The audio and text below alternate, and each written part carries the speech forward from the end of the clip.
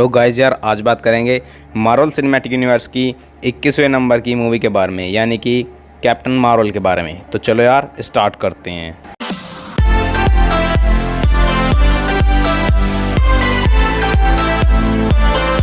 तो guys movie की starting में हमें दिखाया जाता है कि कैरल एक सपना देख रही होती है, जिसमें वो देख रही होती है कि उसके ऊपर एक आदमी हमला कर रहा है और वो उसके ऊपर बंदूक से फायरिंग कर रहा है। पर जैसे ही उसके ऊपर वो आदमी फायरिंग कर रहा होता है, उसका सपना टूट जाता है और उसकी आंखें खुल जाती हैं और वो जग जाती है। और अब वो एक प्लेनेट पर होती है जिसका नाम होता है हाला, कैपिटल ऑफ क्री सिविलाइजेशन। और अब वो वहाँ से उठकर अपने एक फ्रेंड से मिलने जाती है जिसका नाम होता है योन रॉक।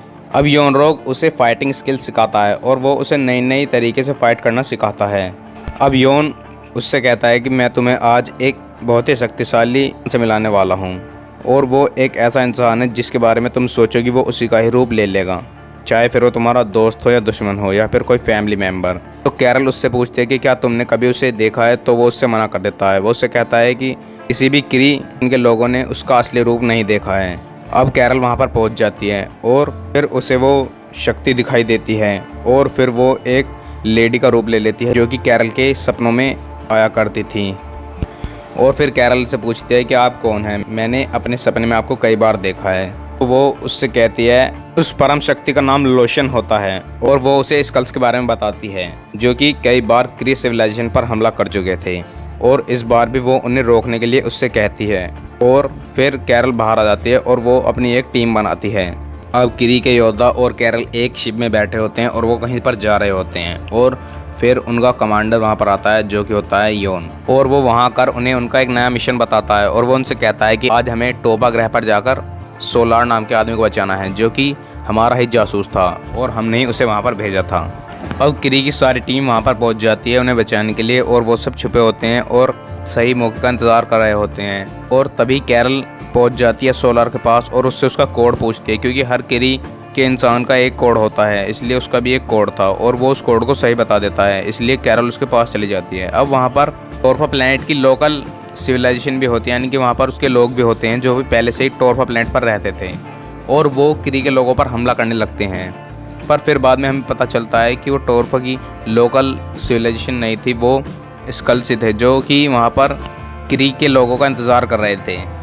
अब क्री और स्कल्स में लड़ाई हो रही होती है और डेनवर्स उन्हें बचाने के लिए आ रही होती है, पर तभी स्कल्स का हेड डेनवर्स को किडनैप कर लेता है और वो उसे अपने बेस पर ले आते हैं और उसका माइंड रीड करने लगते हैं। फिर उसके बचपन की कहानी दिखाई जाती है जब वो छोटी बच्ची थी, पर फिर वो लोग कहते हैं कि तुम ज़्यादा पीछे आ गए, हमें वो मेमोरी देखनी है जहाँ पर हमें लोशन दिखाई दे सके। और अब उन्हें एक औरत दिखाई देती है जो कि कैरल के पास आती है, और वो वहीं की एक पायलट होती है जिसका नाम होता है विंडी लोशन, और वो इसी औरत को ढूंढ रहे थे। और अब वो इसके बारे में बात कर रहे थे, पर तभी कैरल की आंखें खुल जाती हैं। अब वियर्स वहाँ से निकलने की कोशिश करती है और वो उनकी कैद से छूट जाती है और उन सबको मारने लगती है। और फिर वो उससे पूछती है कि तुमने मेरे दिमाग में क्या डाल दिया है। तो एक स्कल से बताता है कि यही तुम्हारी यादें हैं, जो कि तुम्हारी पुरानी यादें हैं, हमने इनमें कुछ भी फेरबदल नहीं किया है। और फिर कैरल उन सबको मारकर वहाँ से निकलने लगती है। अब कैरल के हाथ अभी भी उन लॉक्स में फंसे हुए थे जो कि उसके हाथ में थे, और वो उन्हें निकालने की कोशिश कर रही थी। अब वो उन्हें निकालने की कोशिश करती है और वो बहुत ज़ोरदार तरीके से उसके हाथों से निकलते हैं और उस स्पेसशिप में छेद हो जाता है, जिससे कि सारे के सारे स्कल बाहर स्पेस में गिरने लगते हैं। पर कैरल खुद को बचा लेती है, और वो उसका स्पेसशिप ख़राब हो गया था इसलिए उसे वहाँ से निकलना था। और फिर वो वहाँ से एक छोटा सा स्पेसशिप उठा लेती है और वहाँ से निकल जाती है, पर आने से पहले वहाँ का एक स्कल उसके ऊपर हमला कर देता है और उसके शिप पर ब्लास्ट कर देता है। अब उसका शिप धरती पर जाकर गिरता है। अब कैरल वहाँ पर फंस जाती है और वो अपनी साथी को कांटेक्ट करना चाहती थी। वहाँ पर एक पुलिस वाला होता है और उससे पूछता है कि मैं अपने दोस्तों को कांटेक्ट कैसे कर सकती हूँ। तो वो उसे कहता है कि वहाँ पर एक टेलीफोन है, वहाँ से तुम उन्हें फ़ोन मिला सकती हो। कैरल वहाँ पर जाती है और वो अपने दोस्तों को कांटेक्ट करती है और उनसे कहती है कि मैं प्लेनेट C53 पर हूँ, यानी कि अर्थ पर हूँ। और अब वो उससे कहते हैं कि तुम जहाँ पर हो वहीं पर रहो। वो उससे कहता है कि हमें तुम्हारे पास आने के लिए 22 घंटे लगेंगे, और वो उससे कहते हैं कि 22 घंटे तक तुम अपनी लोकेशन चेंज मत करना और वहीं पर रहना, ताकि स्कल्स तुम्हें पकड़ ना पाएँ। अब उस पुलिस वाले को उस पर शक हो रहा होता है, इसलिए वो शील्ड को कांटेक्ट कर देता है, और फिर वहाँ पर आते हैं निक फ्यूरी। अब वो कैरल से पूछते हैं कि तुम कौन हो और कहाँ से आई हो। तो कैरल उन्हें बताती है कि मैं एक क्री हूँ और मैं हेला प्लेनेट से आई हूँ। मेरा नाम कैरल है और मैं स्टार फोर्स से हूँ और हमारी टीम का मकसद स्कल्स को ख़त्म करना है। वैसे तो निक फ्यूरी सब बातों को झूठ मान रहा था, पर तभी जब वो बात कर रहे होते हैं तो वहाँ पर एक स्कल आ जाता है जो कि कैरल पर हमला कर देता है और अब कैरल उसे मारने के लिए उसके पीछे पड़ जाती है और फिर निक फ्यूरी भी अपनी कार में बैठकर उसका पीछा करने लगते हैं। अब वो स्कल एक रेलवे प्लेटफॉर्म पर चढ़ जाता है जहाँ से वो किसी का भी रूप ले सकता था और वो वहाँ पर जाकर एक बूढ़ी औरत का रूप लेकर वहाँ पर बैठ जाता है। अब कैप्टन मार्वल वहाँ पर पहुँचती है और वो उसे ढूंढ ही रही होती है, पर तभी वो कुछ सोचकर उस बूढ़ी औरत के ऊपर एक जोरदार मुक्का मारती है और फिर उन दोनों के बीच फाइट होने लगती है। कैरल और स्कल दोनों ट्रेन के ऊपर चढ़ जाते हैं, उनकी फाइट चल रही होती है। दूसरी तरफ निक फ्यूरी और फिल कोल्सन उन दोनों का पीछा कर रहे होते हैं अपनी कार से। अब निक फ्यूरी की कार के ऊपर से कुछ सामान आकर गिरता है जिनसे उनकी कार डिसबैलेंस हो जाती है और उनका एक्सीडेंट हो जाता है और दूसरी तरफ वो स्कल भी वहाँ से भाग जाता है और कैरल को वहाँ पर एक डिवाइस मिलता है जो कि उस स्कल का होता है और कैरल उस डिवाइस को अपने डिवाइस के अंदर लगा लेती है, जिसके बाद उसे पता चलता है कि उसमें उसकी सारी पिछली मेमोरी है जो स्कल्स ने उसके दिमाग से रिकॉर्ड की थी। और फिर वो जाती है एक साइबर कैफ़े पे जहाँ पर जाकर वो पता करती है और उसे उसके अंदर पैंचोस बार के बारे में पता चलता है। उसके बाद वो वहाँ पर जाती है। अब दूसरी तरफ हमें दिखाया जाता है निक फ्यूरी का सीन जहाँ पर उनका एक्सीडेंट हो चुका था और अब उन्हें पता चलता है उनके साथ फिल कोल्सन नहीं होता है, उनके साथ एक स्कल होता है जिसका वहाँ पर एक्सीडेंट हो जाता है और वो मर जाता है। अब वो उसका जब पोस्टमार्टम करते हैं तो उन्हें पता चलता है कि इसकी बॉडी अजीब तरीके के केमिकल से बनी है और फिर वहाँ पर निक फ्यूरी का एक और हेड ऑफिसर आ जाता है और उससे कहता है कि स्कल तो बहुत ही गंदा है और फिर वो उससे कहता है कि इस बारे में किसी को भी पता नहीं चलना चाहिए और ये एक खुफिया मिशन है और वो उससे कहता है कि इस काम को तुम्हें अकेले ही करना होगा। फिर हमें दूसरी तरफ दिखाया जाता है कैरल का सीन। अब कैप्टन मार्वल पहुंच गई थी उस पैंचोस बार में, पर वहाँ पर पहले से निक फ्यूरी था और वो उससे पूछताछ करता है और वहाँ पर उसे एयरफोर्स की एक तस्वीर दिखाई देती है। निक फ्यूरी को पता था कि उसे ये काम उसके बॉस ने दिया तो उसे उसकी लोकेशन बतानी थी, इसलिए वो एक पेजर से चुपचाप अपने बॉस को उसकी लोकेशन का पता बता देते हैं। और अब वो एक रिकॉर्ड रूम में चले जाते हैं जहाँ पर बहुत सारे रिकॉर्ड्स रखे होते हैं, पिछले रिकॉर्ड्स, और उन्हें वहाँ पर एक फ़ाइल मिल जाती है जिसके ऊपर डॉक्टर वैंडलोस लिखा होता है और वो उस फाइल को देखने लगते हैं और उन्हें उन रिकॉर्ड को देखकर पता चलता है कि डॉक्टर वैंडी लोशन मर चुकी हैं, जो कि आज से 6 साल पहले एक क्रैश में मर चुकी थी और उनके साथ उनकी एक असिस्टेंट भी थी जो कि वहाँ पर मर गई थी। और उन्हें पता चलता है कि वैंडी लोशन एक लाइट स्पीड इंजन भी बना रही थी, पर उसके मरने के बाद वो मिशन रुक गया था। और वहाँ पर एक फ़ोटो होती है जिसके ऊपर क्री भाषा में कुछ लिखा होता है और फिर जब कैरन उसे पढ़ती है तो उसे पता चल जाता है कि डॉक्टर वैंडी लोशन एक क्री थी। अब उसे एक और फ़ोटो देखती है जिसमें उसे एक और उसकी साथी दिखती है जिसका नाम होता है मारिया रैम्बो और उसे उसमें अपनी फ़ोटो भी दिखाई देती है और इसी बात को पता करने के लिए वो अपनी दोस्त के पास पहुंच जाती है जिसका नाम मारिया रैम्बो होता है।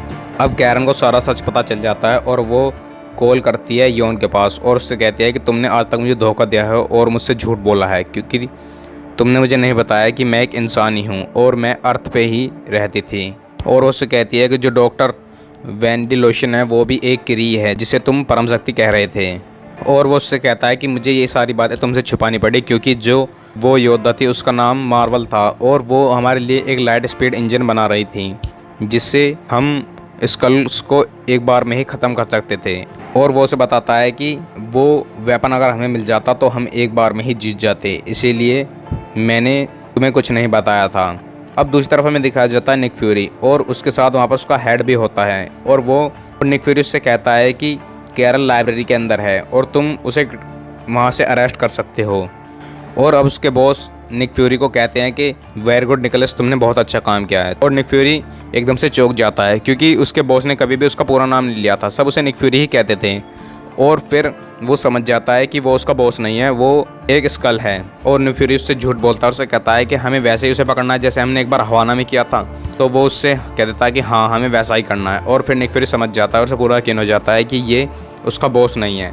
और फिर वो उसे लाइब्रेरी में ले जाता है, पर वो समझ जाता है और वो उस पर अटैक करने लग जाता है। फिर उसे भी समझ में आ जाता है और वो भी निक फ्यूरी पर अटैक करने लग जाता है। अब कैरल वहाँ पर आ जाती है और वो निक फ्यूरी को बचा लेती है। उसके बाद वो नकली बॉस शील्ड के लोगों को ऑर्डर दे देता है और सब शील्ड के एजेंट्स निक फ्यूरी के पीछे पड़ जाते हैं और उन्हें वहाँ पर एक प्लेन मिलता है जिसमें बैठकर वो वहाँ से निकल जाते हैं। अब निक फ्यूरी से पूछते हैं कि हम लोग जा कहाँ पर रहे हैं, तो कैप्टन मार्वल यानी कि कैरल उसे बताती है कि हम लोग एक एड्रेस पर जा रहे हैं जो कि मेरी फ्रेंड का है जिसका नाम मारिया रैम्बो है। और हम उसके पास ही जा रहे हैं। अब वो मारिया रैम्बो के घर पहुंच जाते हैं। कैरल उससे उसकी बीते हुए 6 सालों के बारे में पूछती है कि क्या क्या हुआ था, और वो उसे सब कुछ बता रही होती है। पर अभी उनके घर का दरवाज़ा कोई खटखटाता है, और जब वहाँ पर बाहर एक आदमी होता है, और जब वो अंदर आता है तो वो एक स्कल्ड होता है। पर वो वहाँ पर उनसे लड़ने के लिए नहीं आया था, वो उनसे बातचीत करने के लिए वहाँ पर आता है। और वो उससे कहता है कि मेरे पास तुम्हारी 6 साल पुरानी एक रिकॉर्डिंग है, जब तुम वैंडी लोशन के साथ एक जगह पर जा रही थी और उन्होंने तुम्हें एक लोकेशन पर जाने के लिए कहा था। तब तुम्हारे ऊपर एक हमला हुआ था और वहाँ पर तुम्हारा प्लेन क्रैश हो जाता है। अब वो दोनों वहाँ पर घायल पड़े होते हैं और उन्हें बहुत ही चोट लग रही होती है। अब वैंडी लोशन कैरल से कहती है कि तुम लाइट स्पीड के फॉर्मूले को बचा लो ताकि वो किसी के हाथ में ना लगे और वो उसका गलत इस्तेमाल ना कर सके। और अब वैंडी लोशन को एक गोली लग जाती है, और उसके बाद कैरल के पास वहाँ पर वो मेन विलन आ रहा होता है, और वो और कहीं नहीं योन रोगी होता है, जो कि उस पर हमला करने के लिए वहाँ पर आता है। पर कैरल उस पर हमला न कर उस लाइट स्पीड इंजन पर हमला कर देती है, जिसके बाद वो फट जाता है और उसकी सारी एनर्जी कैरल के अंदर समा जाती है।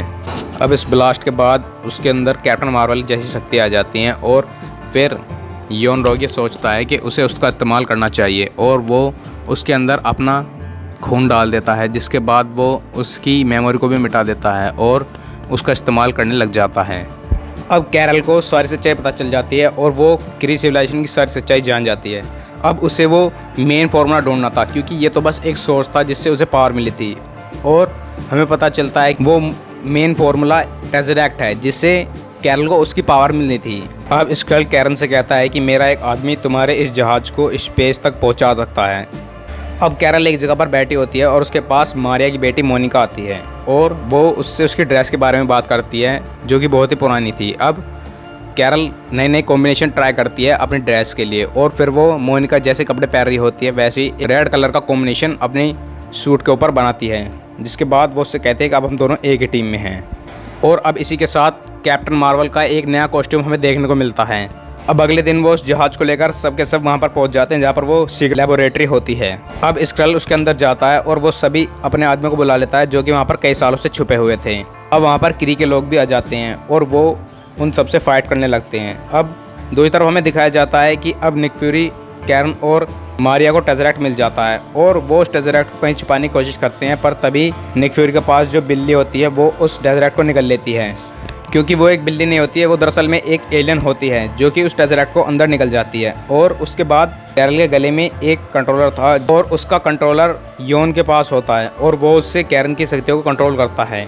अब क्री के लोग कैरल को पकड़ लेते हैं और वो उसे आर्टिफिशियल इंटेलिजेंस से उसी परम शक्ति को दिखाते हैं, जो कि उन्होंने उसे पहले दिखाई थी। अब उसे फिर से उसमें डॉक्टर वैंडी लोशन दिखाई देती हैं, जो कि उससे कहते हैं कि तुमने हमारा साथ छोड़कर इस कल्ट का साथ क्यों दिया, अब तुम हमारे दुश्मन हो, अब तुम्हें भी मार दिया जाएगा। और फिर उसके बाद कैरल उसे मारने के लिए आगे बढ़ती है, पर वो डिवाइस कंट्रोलर जो उसके गले पर लगा होता है वो उसे फिर से रोक लेता है, क्योंकि वो उसकी एनर्जी को कंट्रोल कर रहा होता है। और अब हमें पता चलता है कि वो वैंडी लोशन वहाँ पर असलियत में नहीं थी, वो बस कैरल के दिमाग की एक इमेजिनेशन थी, जो कि उसे बार बार अपनी तरफ अट्रैक्ट करती थी और उसे सही काम करने से रोकती थी। अब उसके बाद कैरल अपने गले से उस डिवाइस को हटा देती है, और उसके बाद उसकी सारी शक्तियाँ उसके पास वापस आ जाती हैं। अब उसके पास कैप्टन मार्वल की सारी शक्तियाँ आ गई थी, और उसके बाद वो उन सबसे जमकर मुकाबला करती है, और वो क्री के सारे लोगों के साथ अकेले ही फाइट करती है। और उसके बाद वो अपनी दोस्त मारिया से कह देती है कि तुम यहाँ से चले जाओ, और सारे स्कल्स और निक फ्यूरी को लेकर वहाँ से चले जाओ।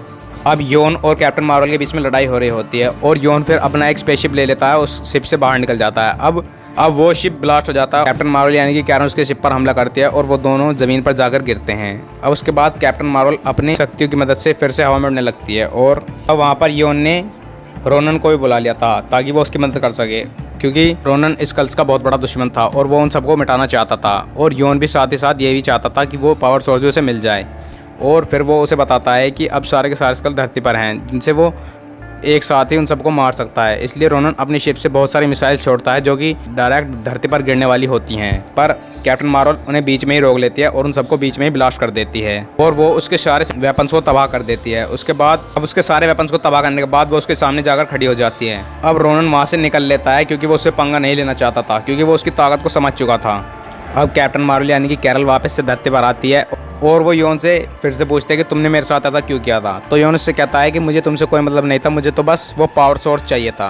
कैप्टन मार्वल उसे जान से नहीं मारती है और उसे फिर से उसके शिप में बैठाकर उसे उसके लोगों के पास भेज देती है और वो उससे कह देते कि जब भी स्पेस पर कोई मुसीबत आएगी तो मैं उसे बचाने के लिए तैयार रहूँगी। अब वो सब वापस आ जाते हैं और वो सब मारिया के घर पर बैठे होते हैं। अब वो सब वहाँ पर बैठकर डिनर कर रहे होते हैं। तभी स्कल्स निक फ्यूरी से पूछते हैं कि तुम्हारी आँख को क्या हुआ। तो वो उन्हें बताता है कि और वो कहते हैं कि मेरी आँख पर उस बिल्ली ने गलती से पंजा मार दिया था और ये बस छोटी मोटी चोट है जो कि कुछ समय में ही ठीक हो जाएगी। अब उसके बाद मारिया और कैप्टन मार्वल यानी कि कैरन गले मिलते हैं और फिर कैरन वहाँ से निकल जाती है क्योंकि अब उसे स्पेस को बचाना था, उसके ऊपर स्पेस की ड्यूटी आ गई थी, इसलिए वो वहाँ से निकल जाती है। और फिर हमें दिखाया जाता है निक फ्यूरी का सीन जो कि अब अपनी एक आंख पर पट्टी बांधे बैठे होते हैं और वो अब एवेंजर्स इनिशिएटिव बनाने के बारे में बिल कोल्सन से बात कर रहे होते हैं क्योंकि वो सोचते हैं कि जैसी वो बिल्ली है ऐसे और भी एलियंस उनकी दुनिया पर हमला कर सकते हैं, जिसके बाद उनसे लड़ने के लिए उन्हें कुछ सुपर हीरोज़ की मदद चाहिए। इसलिए वो अब एवेंजर्स इनिशिएटिव बनाने में लग जाते हैं और जो बिल्ली टेज़रैक्ट को खा लेती है अब वो उसे वापस से बाहर उगल देती है, जिसके बाद वो टेज़रैक्ट भी शील्ड को मिल जाता है। और अब गाइज इस मूवी का पोस्ट क्रेडिट सीन दिखाया जाता है जिसमें हमें दिखाया जाता है कि वो पेजर जो कैप्टन मार्वल ने निक फ्यूरी को दिया था, कैप्टन अमेरिका रोडी से उस पेजर को फिर से ठीक करने के लिए कह रहा होता है क्योंकि वो उससे बताता है कि निक फ्यूरी इस पेजर को अपने पास हमेशा रखता था, तो ये एक ज़रूरी डिवाइस होगा। और फिर वो उससे उसे ठीक करने के लिए कहता है और जब वो ठीक हो जाता है तो उसके बाद हमें वहाँ पर दिखाई जाती है कैप्टन मार्वल जो कि एवेंजर्स यानी कि कैप्टन अमेरिका, ब्लैक विडो और रोडी के पास वहाँ पर होती है। तो वैसे अगर आपको हमारी वीडियो अच्छी लगी हो तो चैनल को सब्सक्राइब कर लें, वीडियो को लाइक करें और अगर अभी तक आपने हमारी पिछली मार्वल की वीडियोज़ नहीं देखी हैं तो अभी हमारे चैनल के अंदर जाएँ और वो सारी वीडियो देख लें।